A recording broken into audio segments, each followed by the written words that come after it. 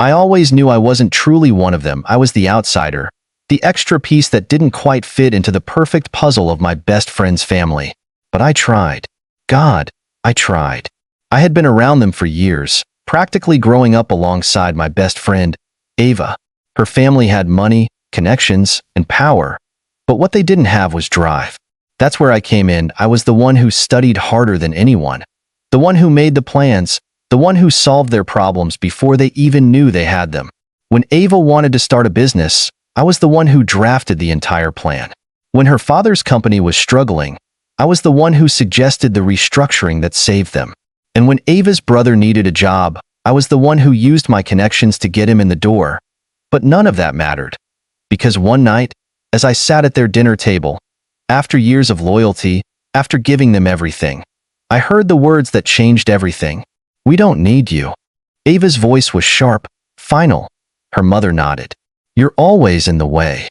Her father didn't even look at me. I just sat there, frozen, trying to process what was happening. I expected Ava to at least hesitate, to soften, to regret. But she didn't. Instead, she scoffed. "It's not like your family." That hit me harder than I expected. After everything I had done, after everything I had sacrificed for them, I didn't fight. I didn't argue. I didn't beg. I just stood up, grabbed my coat, and walked out the door. I didn't slam it. I didn't even look back. I just walked.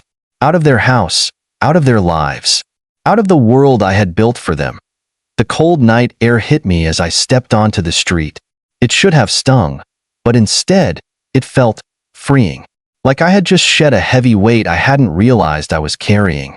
No more fixing their problems. No more waiting for their approval. No more pretending I belonged. They thought they didn't need me? Fine. Let's see how well they did without me. At first, there was nothing. No calls, no texts, no apologies. I wasn't surprised. They were arrogant enough to believe they'd be fine. They probably expected me to come crawling back, desperate to prove my worth that I didn't. Instead, I focused on myself. It was strange at first. So much of my life had revolved around them. I had spent years making sure Ava's business ideas were profitable, keeping her from making reckless mistakes. I had helped her father restructure his company when it was on the verge of collapse. I had even connected her brother to his first real job. But now I had time for my plans. The ones I had shoved aside because they had always needed something from me. Meanwhile, things started shifting in their perfect little world. Ava had always been the face of the business, but she had never been the brains. That had been me. Without me handling the numbers, the logistics, the strategy, things started slipping.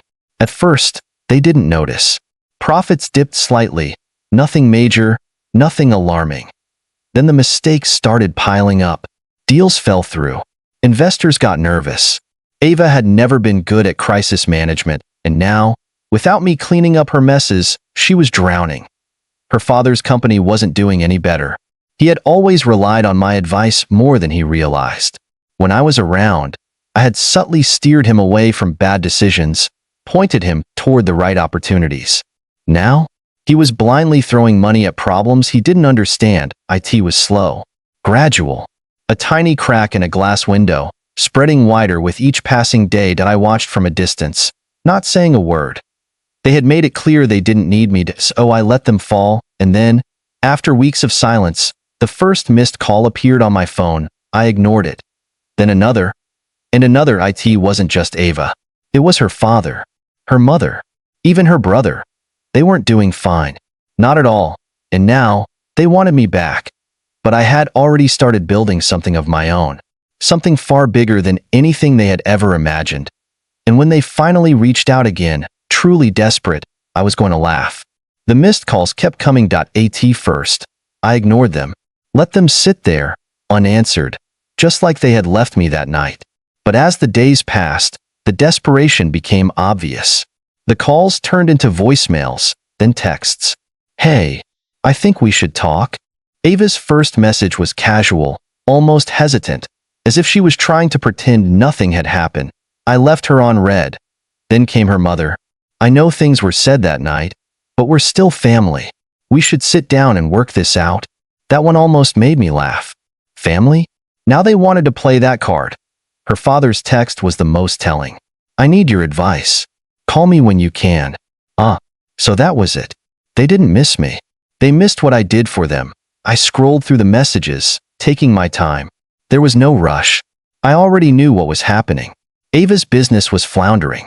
Her father's company was on shaky ground. They had pushed me out, convinced they didn't need me, and now they were scrambling because they had no idea how to fix what was falling apart. IT must have been killing them to reach out. I let them wait a little longer. While they were falling, I had been rising. With all the time and energy I had wasted on them, I had built something for myself instead. The ideas I had put aside, the opportunities one had handed to them instead of taking for myself, I reclaimed it all. I had started small, carefully, making connections, making moves. But unlike them, I knew what I was doing. And now? Now I was on the verge of something huge. That was when Ava finally broke point one night. After weeks of ignored calls, my phone lit up with a new message. I stared at Ava's message, letting the weight of it sink in. Please. We need you. Not I need you. We. Her whole family must have been panicking. Good that I didn't reply. Not yet. Instead, I went out for a walk, letting the cold night air clear my thoughts. Just a few months ago, I would have rushed to fix everything, to save them from their own incompetence. That was who I used to be, the person who cleaned up their messes, the one they could discard when it was convenient. Not anymore. By the time I got home, I had another voicemail. I pressed play.at first. There was just silence, then a shaky breath. Hey, it's Ava. Her voice was softer than usual. I know you're probably mad, and I don't blame you, but things have been hard. A pause. I messed up. We all did. She hesitated, as if expecting me to jump in, but of course, I wasn't there to save her this time. The business isn't doing well, she finally admitted, her voice cracking. I thought I could handle it, but everything's a mess. The investors are pulling out. We're losing money every day and, she took a sharp breath. Dad's company isn't any better. He tried to fix things, but I guess he didn't know how much of it was you. There it was. The truth. They had underestimated me. They thought I was replaceable. And now they were drowning without me. Look, she continued, her voice thick with desperation. I know we hurt you. I know we said things we shouldn't have. But can we just start over? Fix this? Together? Together. Like I was supposed to forget how they threw me away. I let the voicemail play to the end, then deleted it. The next morning, I got a call from an unknown number. Against my better judgment, I answered. Ava's father. His voice was steady, but there was an edge to it, tension, frustration. We need to talk. I smirked. Now he wanted to talk? Oh. I said casually. I thought you didn't need me. There was a pause. A long one. I could almost picture his jaw tightening, his pride clashing with his desperation. I was wrong, he admitted, voice strained. We all were. I let the silence stretch, long enough for him to feel it. Long enough for him to understand that this conversation wasn't on his terms. Then I laughed. A low, amused chuckle. You were wrong? I repeated slowly, like I was trying out the words for the first time. No kidding. And what exactly were you wrong about? He hesitated. Just for a second. That tiny pause where he realized this wasn't going to be as easy as he thought. About how much we needed you, he said finally. About, he exhaled. Like this was physically painful for him to say. About what you did for us. I leaned back in my chair, staring at the ceiling. Funny, I mused. Because the last time I checked, you all made it very clear that I was always in the way. He didn't respond. What could he say? We both knew the truth. Tell me, I continued, my voice turning sharper. What exactly changed? What suddenly made you realize my worth? He exhaled through his nose. We're in trouble. I smirked. There it was. No fake apologies. No real remorse. Just a problem they couldn't fix on their own. And now you want me to come save you, I said, my voice ice cold. After throwing me away like I was nothing. It's not like that, he tried, but I cut him off. It is exactly like that. Another silence. Longer this time. He was waiting for me to cave. To offer solutions, To step in like I always did that I didn't. I know you're upset, he said, trying a different tactic, but business is business. You can't tell me you don't care about what we built. I laughed again, sharper this time. We built? Don't insult me. I built it. You all just took the credit. His breathing tightened. If you still care at all, we need you back. Need me back? I repeated, pretending to think. See, that's the thing. I don't need you anymore. The silence on the other end was delicious. But I'll tell you what, I said after a moment. I'm in a good mood today, so I'll make you an offer. I could feel his relief. He thought I was about to save him. I smiled. My offer is this, I said, my voice dripping with mock kindness. You figure it out yourselves. Without me. And then, just before hanging up, I added, good luck. I didn't wait for a response. I ended the call. And that was when the real begging started.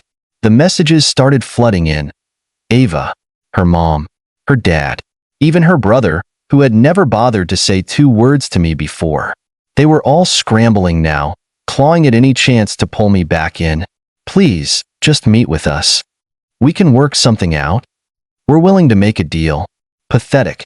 They had shoved me aside, convinced I was dead weight, only to realize I had been the foundation holding everything up. And now they were watching it all crumble. Powerless to stop it, I let them beg. Ignored their calls. Left their messages unread. Then, 3 days later, I got a new email. Not from Ava. Not from her parents. From their biggest competitor. I grinned as I read it. Apparently, word had gotten out about their unfortunate situation. Investors were backing out. Clients were leaving. People were talking. And this company, the one they had always looked down on, saw an opportunity. An opportunity that involved me. I didn't even hesitate. I scheduled the meeting. And when I walked into that office, they didn't see an afterthought. They didn't see someone in the way. They saw someone who was about to take everything. 2 weeks later, the news broke. The competitor had taken over their biggest contracts, secured their former investors, swooped in like vultures and picked apart what was left of their empire. And leading the charge, me. Ava called again that night. I let it ring. Then another. And another. She wasn't giving up this time. I smirked, finally picking up. Yes? You. Her voice was shaking with rage. You did this. Did what? I asked, all mock innocence. You knew they would come for us, she snapped. You let it happen. I leaned back, savoring the moment. Actually, I made it happen. Her breath hitched. She hadn't wanted to believe it.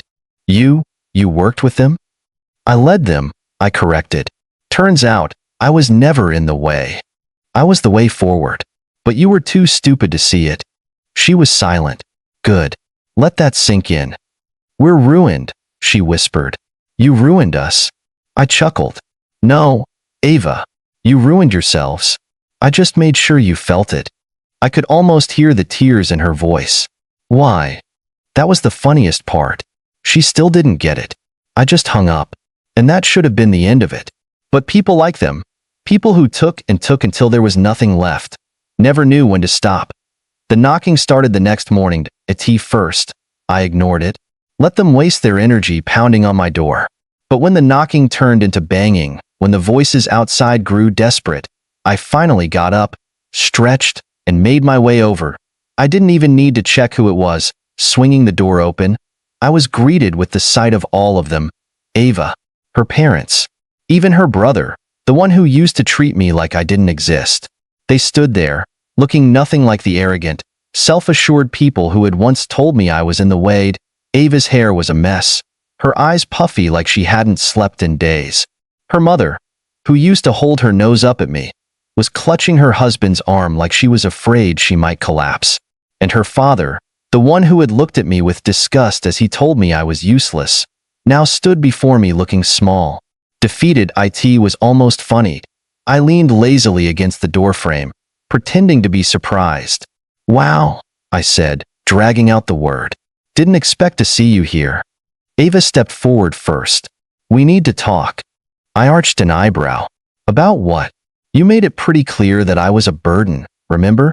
Her father sighed, rubbing a hand down his face. We were wrong, he muttered. We should never have pushed you out. I smirked. Yeah, you said that already. I pretended to think.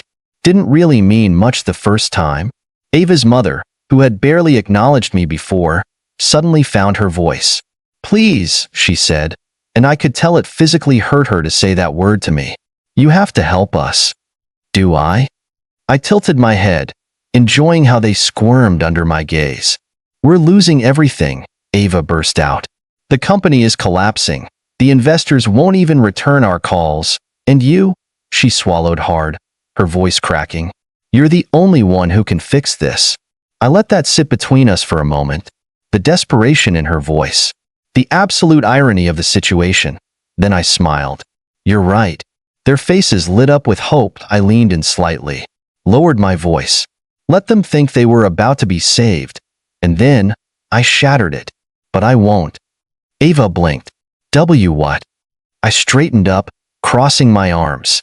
I could fix this. I could make a few calls, pull a few strings. Hell, if I really wanted to, I could get your company back on its feet tomorrow. Their hope returned, flickering like a dying flame. But I don't want to. Ava's mother gasped like I had slapped her. Her father clenched his jaw. Ava took a shaky step forward. Please, we're begging you. I laughed, short and sharp. That's the difference between us, Ava. I begged you too once. Begged for you to see my worth. Begged for you to treat me like I mattered. And what did you do? She flinched. You laughed. You turned your back on me. You threw me away. Ava's mother tried again. We were wrong. Yeah, I said flatly. You were. Her father, the one who had never even looked at me like an equal, took a deep breath. If you won't help us out of kindness, then, he hesitated, forcing the words out. Then name your price. I tilted my head. My price? He nodded stiffly. Anything. Whatever it takes. I looked at them, taking in the sight. They were nothing now. Shadows of the people who once stood tall, who once thought they were untouchable. I could destroy them completely. Watch them fall all the way down until they had nothing left. Or, I smirked. All right. You want my price? They all nodded quickly, eyes lighting up with hope. I stepped closer, dropping my voice so they had to lean in to hear me. On your knees. Silence. Ava's father went rigid. Her mother's mouth fell open slightly. Ava looked like she had been slapped. You want my help? Then beg for it, I continued. Like I begged you. Like I pleaded when you shoved me out and told me I was worthless. Ava clenched her fists. You can't be serious. I smiled, tilting my head. Then I guess we have nothing left to talk about. I turned to close the door. Ava's father dropped to his knees. I froze, blinking in genuine surprise. Then Ava followed. Then her mother. Then her brother. All of them, kneeling on my doorstep, in front of me. Please, Ava's father gritted out, his pride crumbling before my eyes. We need you. I let the silence drag. Let them sit there in their humiliation. And then, with a slow, cruel smirk, I closed the door in their faces. Let them sit in their own failure. Let them feel what it was like to be powerless. It was quiet now. The phone had stopped buzzing with desperate calls. The doorbell wasn't ringing with their pathetic pleas. There was no more noise, no more pressure. Just the calm stillness of a world that had finally balanced itself. I had done what I set out to do. Not out of spite, not out of malice, but because I knew they would never learn otherwise. Ava, her family, they had all thought they could walk all over me. They had convinced themselves that I was the weak one, the one who didn't matter. But the truth was, I was the only one who saw the bigger picture. I was the one who understood what it took to build something, to create something lasting. And when they cast me aside, they destroyed themselves. I had no sympathy for them. Not anymore. They were a lesson to me, a lesson I would carry with me for the rest of my life. Success, true success, wasn't about just getting by. It was about having the strength to walk away when people didn't see your worth, and to watch them crumble under the weight of their own ignorance. I built something on my own. Without them, I took their rejection and turned it into fuel. I created my empire. A real empire. One they couldn't tear down, one they couldn't even touch now. And now I laugh. Because they came crawling back, asking me to rebuild what they so carelessly destroyed. But what they didn't understand, what they would never understand, is that they had the power to succeed all along. They just didn't see me. They never saw me for what I was. I wasn't their savior. I wasn't their backup. I was always the key, and they would never get to touch that again, so I let them beg. I let them crawl. I let them hurt. Because in the end, the only person who needed to believe in me was me, and I finally did.